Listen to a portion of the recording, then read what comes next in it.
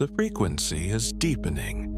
From the carved peaks of Ethiopia, the signal moves to the foundations of the Levant, where the world's largest stones still sleep.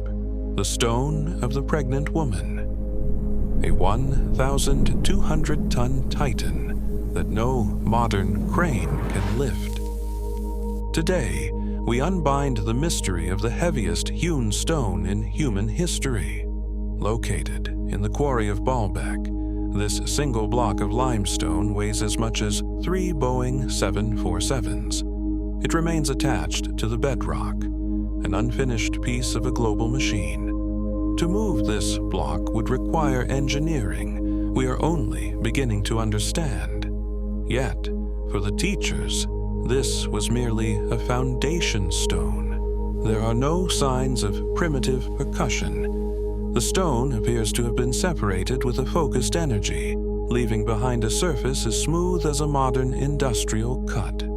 This is not the only giant. Scattered across this quarry are even larger blocks, some exceeding 1,500 tons, all prepared for a destination that was never reached. The plan was to move these giants to the Great Temple platform, a feat of logistics that suggests the use of anti-gravitational resonance rather than physical labor. The stones are silent, but they are not dead. They hold the blueprint of a civilization that worked with the weight of the world, not against it. Limestone is a crystalline structure. When compressed by its own massive weight, it becomes a piezoelectric battery, capable of storing and conducting the grid's energy. The alignment is a direct line of force. The quarry and the temple platform are two halves of a singular machine, tuned to the tectonic frequency of the Levant. We find traces of mineralized conductivity. The stones weren't just moved, they were prepared, coated in materials that allowed them to interface with the planetary field. The path is an engineered corridor. The teachers didn't use rollers. They used a magnetic slipstream, turning 1,200 tons into a weightless signal. When we strike the resonant frequency, the stone sings. It is a hum that resonates in the bones, the same frequency recorded in Malta and Ethiopia. This is the foundation of the world, a site where gravity was once a choice, and where the kings laid the cornerstones of the global grid. Beneath this titan lies a complex hydraulic environment. The teachers selected this specific site not just for the quality of the stone, but for the energy beneath it. The mass of the limestone creates a gravitational and magnetic anomaly. It is a localized distortion in the field, a physical manifestation of the energy still held within the block. The separation is nearly complete. A few remaining points of contact act as an umbilical cord, keeping the stone anchored to the planetary frequency until the moment of activation. Even the rain triggers a response. Every interaction with the surface creates a ripple in the stone's dormant energy field. A mile away, the finished foundation stones show the final result. Blocks weighing hundreds of tons are fitted so tightly that the interface is invisible to the naked eye. The quarry and the temple are tuned to the same note. Moving the stones was not a matter of force, but of matching the vibration of the destination to the origin. When the sun sets, the Earth's natural hum becomes louder.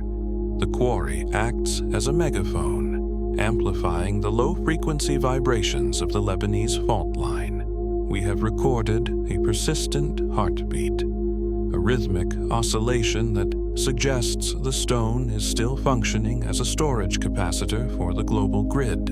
The precision is absolute.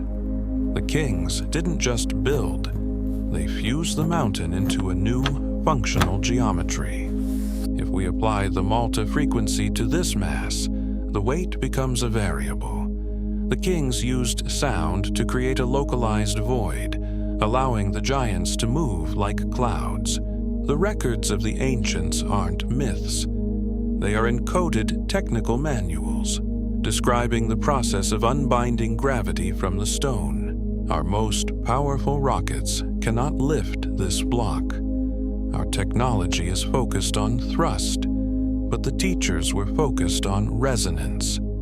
Two different paths to the same power.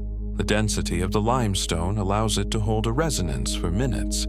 It is a high-fidelity acoustic medium, perfect for the transmission of planetary data. Standing within the Trilithon, the scale becomes overwhelming. You are standing inside the heart of a machine designed to stabilize the Levant for an eternity.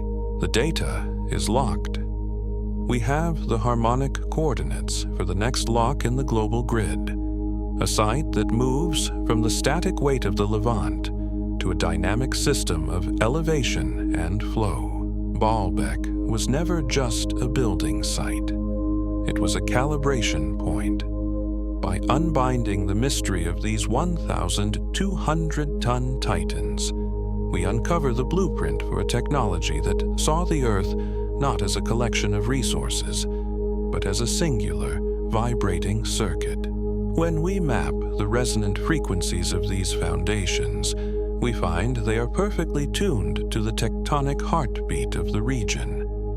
The teachers didn't fight gravity, they harmonized with it, turning the mass of the mountain into a stable anchor for the global grid. The legacy of Baalbek is more than stone. It is proof of a forgotten physics, a physics that understood how to manipulate the piezoelectric properties of crystalline rock to create a terrestrial power plant that has remained dormant for millennia. The heartbeat is steady. This block was prepared for a destination it never reached, yet it continues to hold the charge. It stands as an eternal witness to a civilization that could move mountains with a whisper and change the world with a frequency. Standing here, the scale of the teacher's ambition is finally clear. They built for eternity, laying foundations that no cataclysm could shift and no modern logic could explain. We leave the Levant with the data of the giants secured. The grid is pulling us toward a new altitude where the stone meets the sky and the water begins to flow uphill. Next time, we unbind Sigiriya, the fortress in the sky with advanced ancient hydraulics. We move from the heaviest stones on Earth to a monument where the kings mastered the monsoon. Unbind the past. Remember the future. Join us next Friday at 10 a.m. Eastern Standard Time for the Sky Fortress of Sigiriya. This is Echoes Unbound. Are you ready to hear the frequency of the storm? The list never lies.